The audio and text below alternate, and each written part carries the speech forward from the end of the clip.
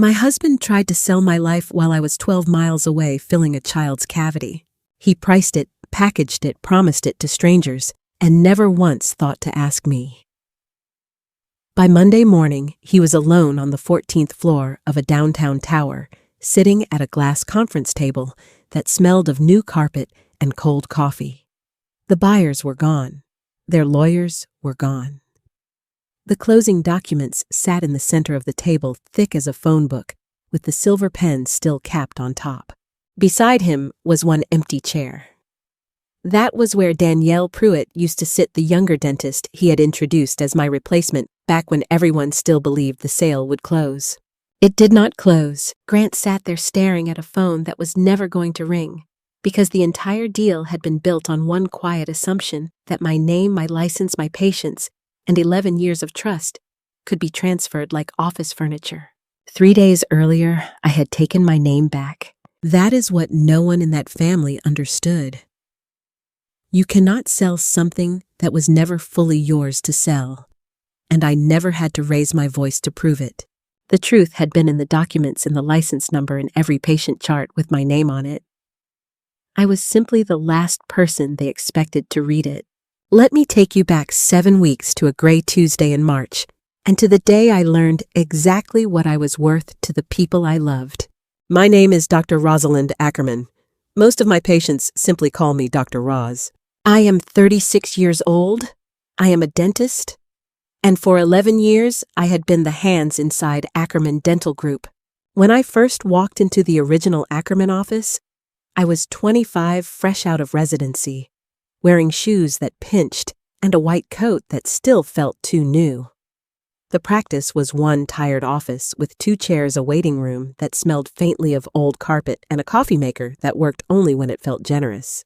Grant's grandfather had started it decades earlier from a converted garage. He was already gone by the time I arrived, but everyone still spoke about him like he might step out of room 1 with a mirror in his hand. He used to say a practice was not a building, and it was not a name painted on a window. A practice was the moment a frightened person opened their mouth and trusted you not to hurt them. I believed that. I built my working life on that sentence. Grant ran the business side. He was 37, polished quick, and already very good at making people think a decision had been theirs when it had actually been his. He handled leases, payroll vendors, banks, and every handshake that could turn into money. Grant was a closer. He had his grandfather's name and none of his grandfather's hands. He could walk a nervous seller through a term sheet, remember the name of every man's dog and every man's golf score, and make you feel for the length of a handshake like the most important person in the county. He loved the look of things. A good suit, a corner table, a new sign, a deal that seemed bigger on paper than it ever felt in the chair. For the first few years, I thought we were building the same thing. I treated patients all day. Grant chased growth. We opened a second office, then a third. The Ackerman name got cleaner, brighter, more expensive on the glass. But the patients came back for something no spreadsheet in that 14th floor tower ever fully understood. They did not come back for the leather chairs Grant chose, or the new sign, or the coffee machine in the lobby. They came back because I remembered that Mr. Delgado could not lie flat because of his back. They came back because the Hollis twins needed to hold their mother's hand through the whole cleaning. They came back because Mr. Abernathy, who had followed me from my first year at Ackerman, always wanted to hear about my garden before he would open his mouth. They came back because I knew their old injuries, their fear of the drill, and the exact place they still flinched when the light came down. They came back for me. I just did not know yet how much that was worth, or how quietly the man I had married would try to sell it without ever asking. Here is the part I need you to sit with, because it is the coldest part of the whole story. The truth had already been spoken out loud to my face at a lunch. I simply had not been meant to understand it. 3 weeks before that gray Tuesday, Grant took me to lunch at the St. Regis downtown, the kind of white tablecloth place we went to when he wanted a conversation to feel more expensive than it was. He ordered for me before I had opened the menu. "The trout is good here," he told the waiter. "She'll have that," I looked at the closed menu in my hands. I was thinking about the chicken, I said. Grant smiled without looking at me. You always say that. Then you steal half my fish. The waiter laughed politely. Grant loved that. A small laugh from someone paid to stand near the table could make him feel like the room belonged to him. I let it go the way I let 100 small things go. There was a third chair at the table. A woman named Danielle Pruitt. She was 30 years old, newly licensed, sharp-polished, and very good at looking like she belonged in rooms that had not invited her yet. She laughed at almost everything Grant said, but her eyes did not laugh with her mouth. She had grown up, she told the table between courses, watching other families own the things her own family only cleaned and repaired. She had decided young that she would be an owner and never an employee. That must have made dental school easy, Grant said. That kind of hunger. Danielle smiled. Easy no, useful yes. Her eyes moved around the dining room while she answered. The chandeliers, the other diners, the cut of Grant's jacket. She was not admiring the place. She was measuring it. Then her eyes landed on me. They landed the way a buyer looks at a house that is charming and well kept, and still, unfortunately, occupied. Grant introduced her as a consultant brought in to modernize the practice. Danielle placed one hand on the stem of her glass. I've been reviewing the patient flow, she said. There are some systems that could be streamlined. I put my water glass down. Have you been inside our Fairview office? Grant's smile paused for half a second. Roz, he said softly. Don't make it sound territorial. I asked a question. Danielle tilted her head. Only preliminary review. Grant sent me some internal notes. Patient flow is not an internal note, I said. The junior associate from the buyer's side looked down at his plate. Grant laughed once too quickly. Dr. Roz is protective, he said. That's why the patients love her. Danielle lifted both hands soft and careful. I am not trying to step on anyone's toes. She said it while sitting in the third chair Grant had pulled out for her. Halfway through the meal, with the junior associate still sitting right there at the table, Grant lifted his water glass toward Danielle and said it plainly. Everyone, I want you to meet Danielle. She is my replacement for Rosalind. The table laughed. It was said like a joke, the way a man jokes about a thing he has already decided. Grant smiled at me and added, Kidding, honey. We could never replace you. Danielle looked at me over the rim of her glass with an expression I did not have a word for yet. I smiled. I thanked her for coming. I passed the bread. Because that is what I did. That is what I had always done. Across 10 years of marriage, I had swallowed the meetings where I was talked over. I had swallowed the checks made out only to Grant. I had swallowed the anniversaries where he told a story about the practice that left my name out of it entirely, as though those 3 offices had grown themselves. I had smiled. I had thanked. I had passed the bread. And I swallowed that lunch too. Danielle tore a small piece from the bread and did not eat it. I hope you don't mind me asking, she said. Are you planning to stay chairside forever? Grant looked at her, then at me. Danielle means long-term, he said. I looked at him. He blinked. Do you what? Plan to stay chairside forever.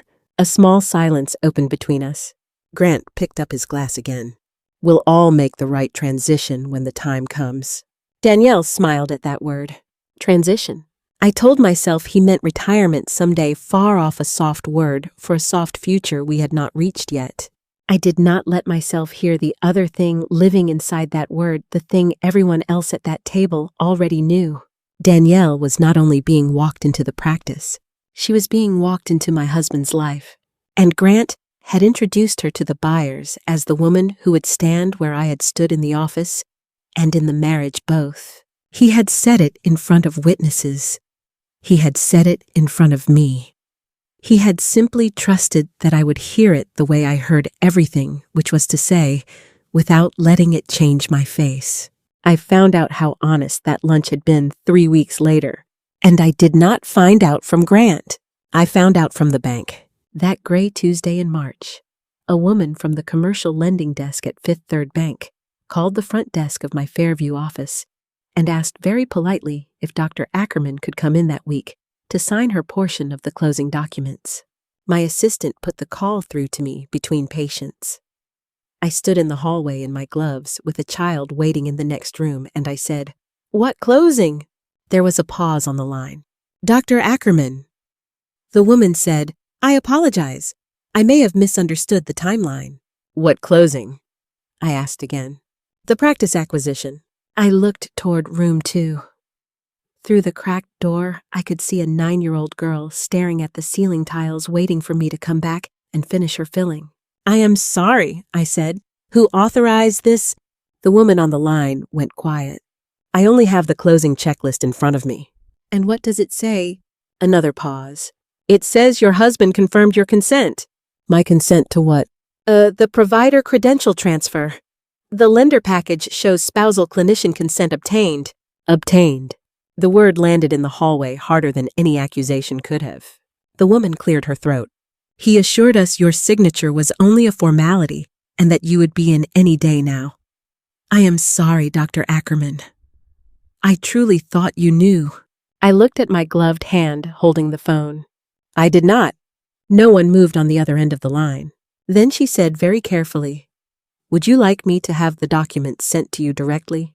"Yes," I said. "All of them." "To the office?" "To my home." I thanked her. I hung up the phone. I peeled off my gloves and went back into room 2 because there was a child in that chair with her mouth open and her eyes on me. Whatever was happening on the 14th floor of some tower downtown, that child still deserved a dentist who was not shaking. I smoothed the surface. I checked the bite. "Did I do okay?" she whispered. "You did better than okay," I said. "You were braver than your big brother." She grinned, with half her mouth still numb, and ran out to her mother with one hand pressed carefully against her cheek. Only then, with the door closed, did I sit down on my own stool and let the room go quiet around me. I did not go to the bank that week. 2 days later, a thick envelope arrived, addressed to me by my full name and my license number. On top was the bank's signature page. Underneath it was a form I had never seen in my life, a provider credential transfer authorization. It asked me to confirm with my signature the reassignment of my clinical license and my provider number to a new owner of record, a company called Meridian Dental Partners. I had never heard of Meridian Dental Partners. I sat in my little office at home with the door closed and read those pages 4 times. I read them the way I read a chart, slowly looking for the thing that did not fit. Somewhere in some conference room I had never been invited to my practice was being sold.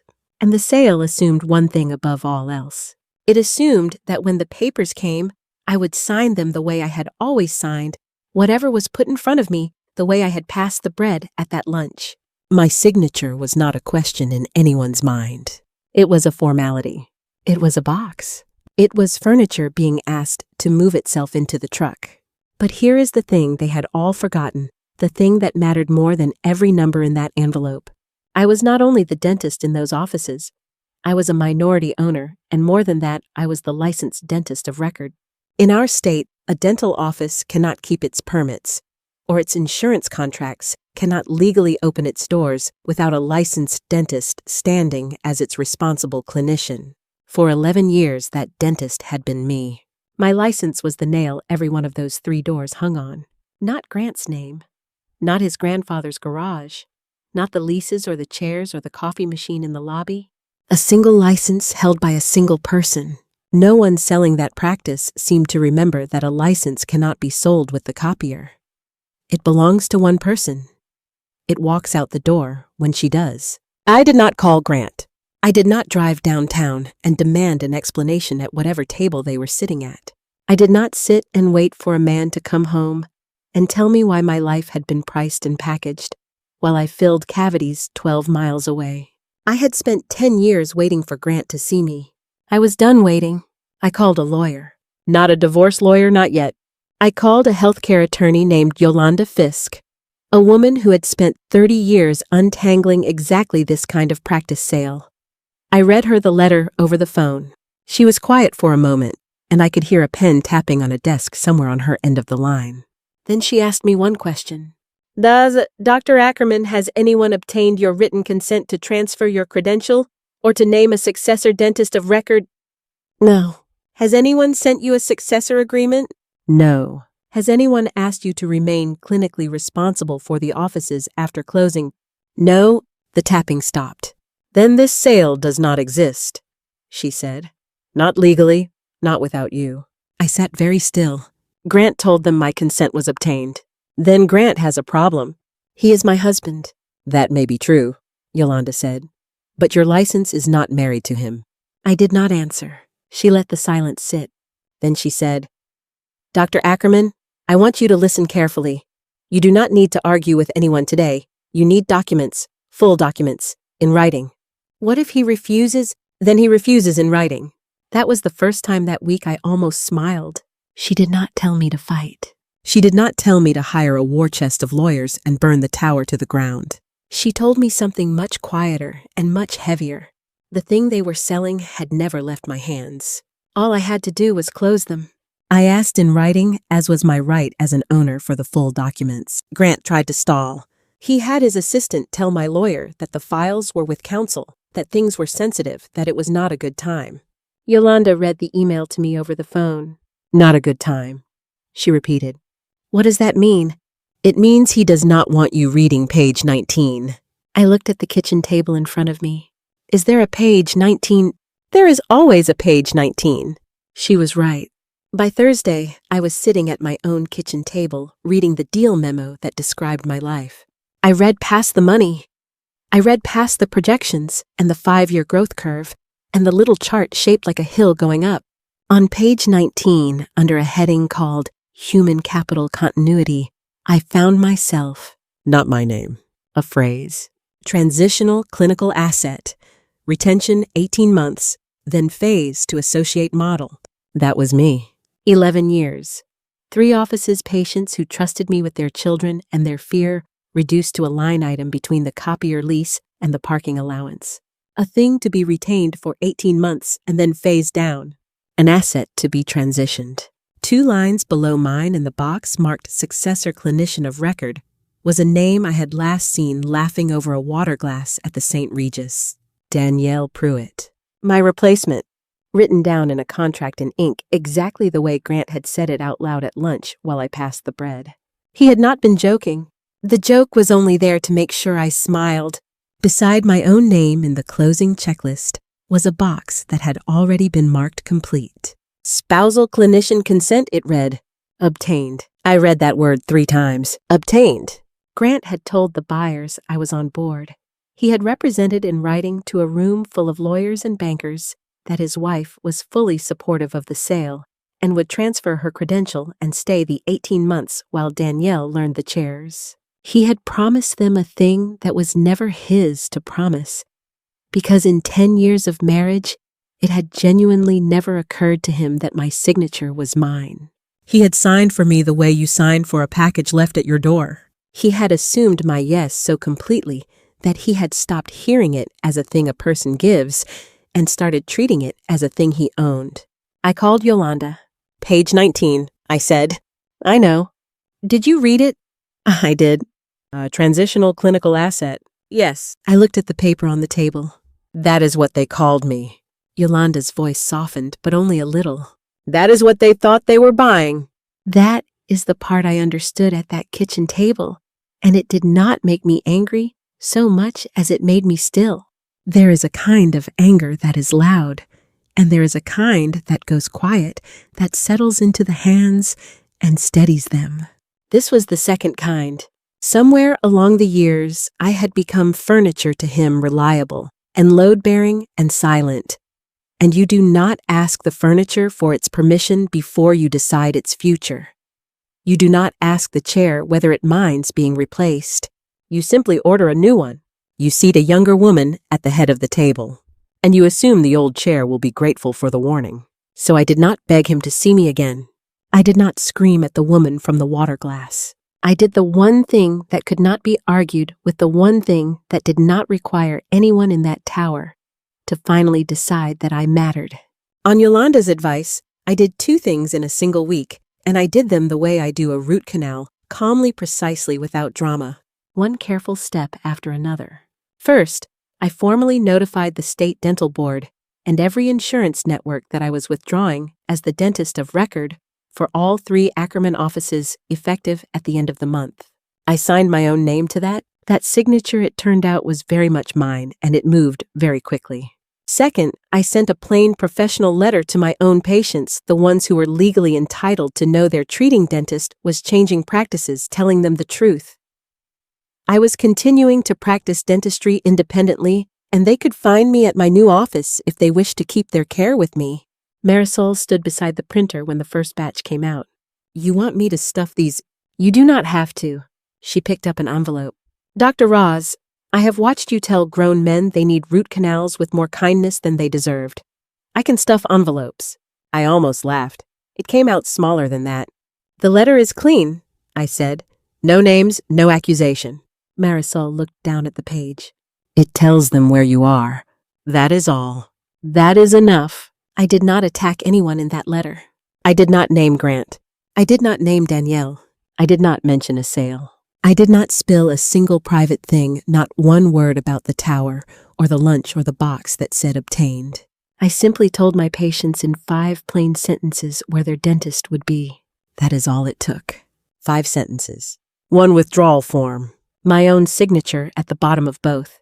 Because here is what Meridian was actually buying underneath the buildings and the equipment leases and the hill-shaped chart on page 19.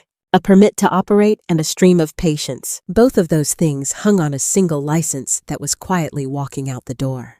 When Meridian's own attorneys ran their final due diligence, they did not need a phone call from me. They did not need my tears or my consent or my presence at any table. They simply pulled the state records. The dentist of record for all 3 offices had filed her withdrawal. The successor Grant had named Danielle Pruitt was a dentist barely a year out of school, with not one patient of her own and no chart in any of those offices with her name on it. Mine was walking out. Hers could not take its place. The insurance contracts were lapsing with me because they had always been mine to hold. The patients, the actual asset, were receiving letters telling them exactly where to follow. Meridian looked at what remained. 3 empty buildings, a lease on some chairs, a copier, and a name over the door that meant nothing without the hands. On the 14th floor, Grant still tried to close. That was what he did. He smiled, adjusted his cuff, leaned toward the buyers, and spoke as if momentum itself could become a signature if he kept his voice steady enough. Danielle sat beside him in the chair he had given her, a fresh legal pad in front of her, her pen already uncapped. The silver pen in the center of the table waited for mine. One of Meridian's attorneys, a narrow man with reading glasses low on his nose, opened his laptop for the final compliance check. No one spoke for a few seconds. The room had the ordinary quiet of money about to move. Then the attorney stopped typing. He looked once at the screen, then at the closing checklist, then back at the screen. Grant gave him his practiced smile. Is there a problem? The attorney did not answer right away. He turned the laptop slightly toward the woman beside him. She read the line, and her face changed just enough for Grant to notice. Who is the responsible clinician for all 3 offices as of Monday? She asked. Grant sat back. Danielle is prepared to step in. The attorney looked at Danielle. Prepared is not the same as credentialed. Danielle's pen stopped moving. Grant cleared his throat. The transfer was part of today's closing package. There is no transfer without Dr. Ackerman's consent, the attorney said. And according to the state record, Dr. Ackerman filed withdrawal notices 3 days ago. Grant leaned forward. This is administrative. Rosalind is upset, but she will sign. The attorney looked up. Has she said that to you? Grant's mouth tightened. She is my wife. That was not my question. Danielle looked at Grant, then at the laptop. I was told she wanted to step back. The woman from Meridian turned to her. By Dr. Ackerman. Danielle did not answer right away. She looked at Grant again. No one needed the answer after that. Grant's voice hardened. Look, we all know what this is. Rosalind is making a point. The attorney tapped one finger against the closing checklist. No, Mr. Ackerman. A point is a conversation. This is a missing legal consent, a withdrawn dentist of record, and a successor clinician, without active credentialing across the offices being sold. The room went quiet in a different way. The kind of quiet that comes when people stop hoping a problem is only tone. Danielle tried once more. "I can apply for credentialing." "You can," the attorney said, "but not retroactively, and not by lunch." The silver pen sat in the center of the table, still capped. Grant looked at it then, at Danielle, then at the empty place where my signature was supposed to be. The attorney closed the file in front of him, not loudly, just enough for the sound to travel across the glass table. Then he capped his pen. For the first time, Danielle looked smaller than the chair she was sitting in. "I was told this was handled," she said. No one asked by whom. Grant had spent months selling them a future in which I stayed long enough to make his lie profitable. But the state record had no interest in charm.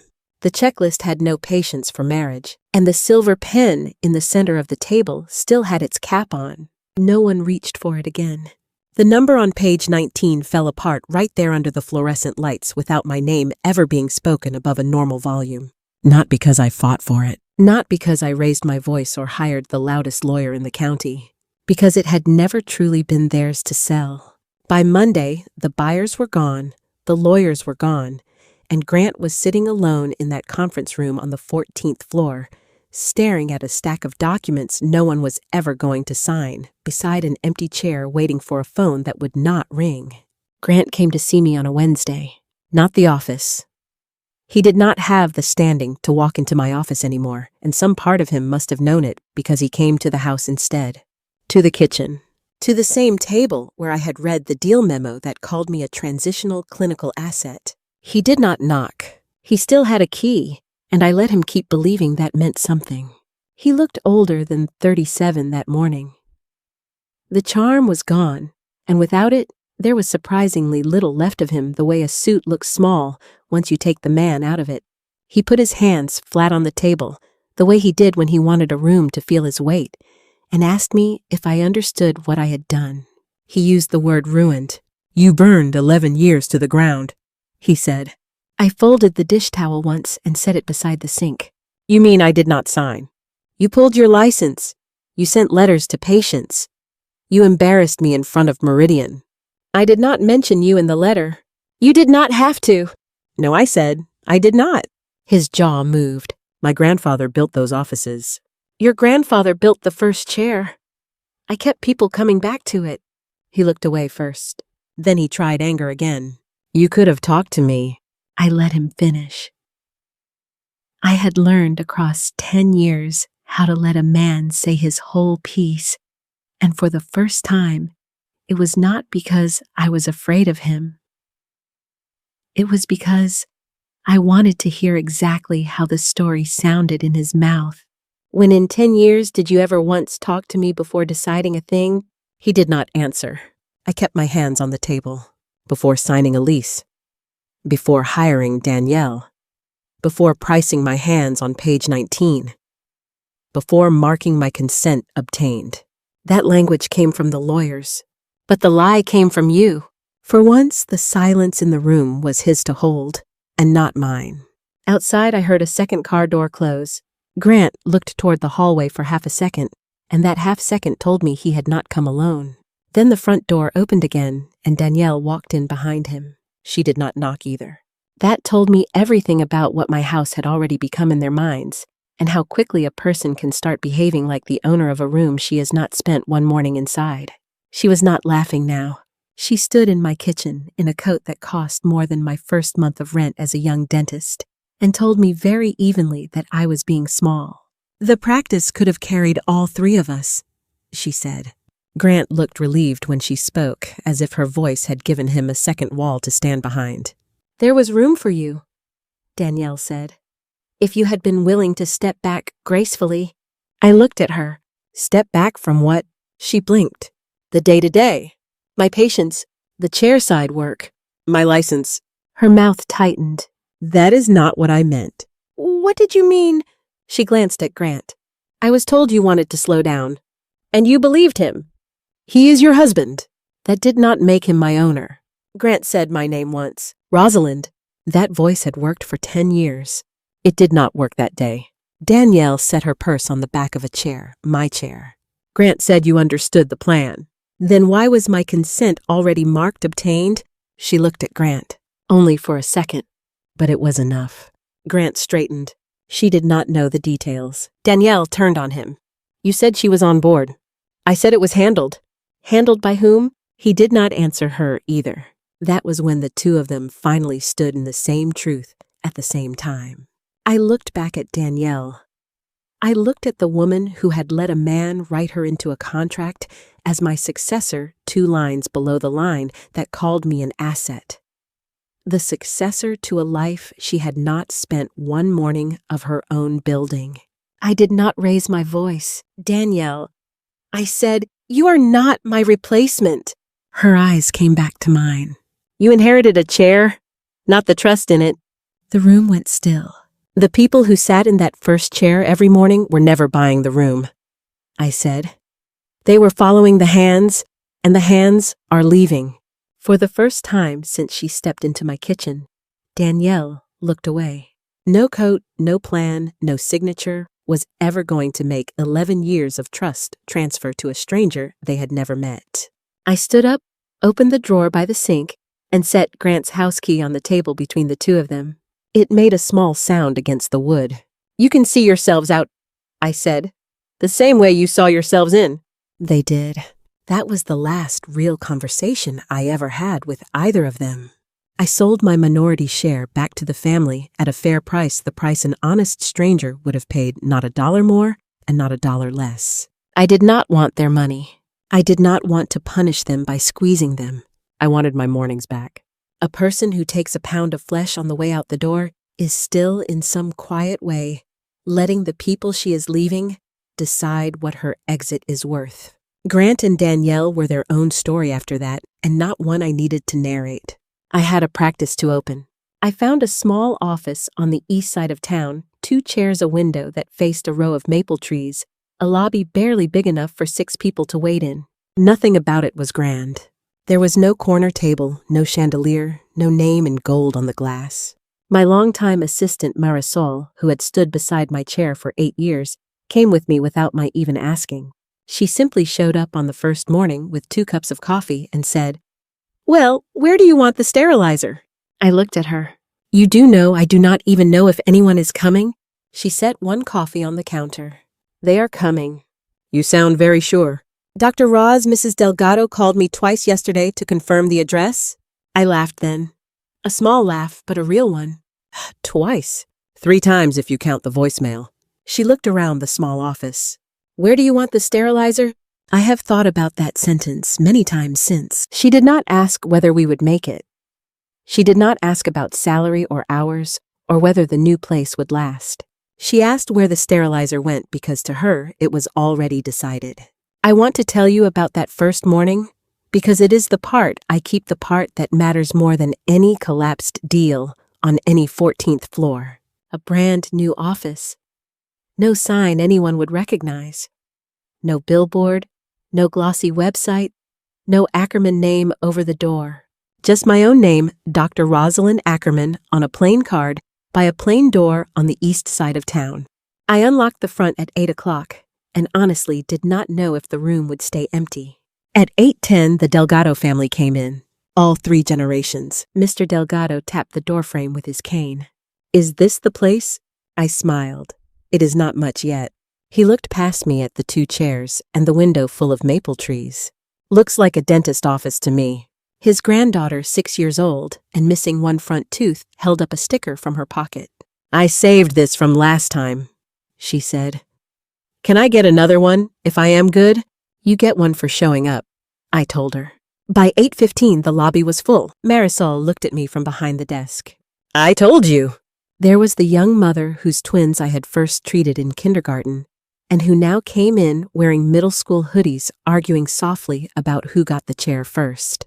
There were faces I had known for 5, 8, 11 years, people who had gotten in their cars that morning and driven past the offices with the familiar name, and come instead to a small room with 2 chairs and a window full of maple trees, because that was where the hands were. And in the first chair, waiting with his hat in his lap, was Mr. Abernathy, 84 years old, who had followed me from my first year at Ackerman, back when I still answered the phone between patients. He looked around at my small, plain lobby, at the maple trees in the window, at the sterilizer Marisol had just set in its place, and smiled at me the way you smile at family. "I did not follow a building, Dr. Roz," he said. "I followed the hands. I always have." I pulled on my gloves. I called his name the way I had called it for 11 years. He stood up slowly, the way an 84-year-old man stands up, and walked back to my chair. That was the whole answer to everything the men downtown had gotten wrong, and to the younger woman they had written into the box where I used to be. Not a number on page 19, not a name at the head of a table, not a coat, not a plan, not a signature that belonged to someone else. A hand, and the trust it had earned, one quiet appointment at a time, across 11 years, in a small room with maple trees in the window. On the counter beside the appointment book, my name was printed alone. Dr. Rosalind Ackerman. No company logo above it, no husband beside it, no buyer waiting to package it. Just my name, my first patient, and Marisol asking whether I wanted the blinds open before the light hit the chair. So I will not leave you with a speech today. I will leave you in that lobby at 8:15 in the morning with a man who was 84 and had chosen once again to follow the hands instead of the sign on the door. If you have someone in your life who followed you and not your title, go tell them today that you noticed. And if this one meant something to you, subscribe and stay with us. I will meet you here next time in the quiet.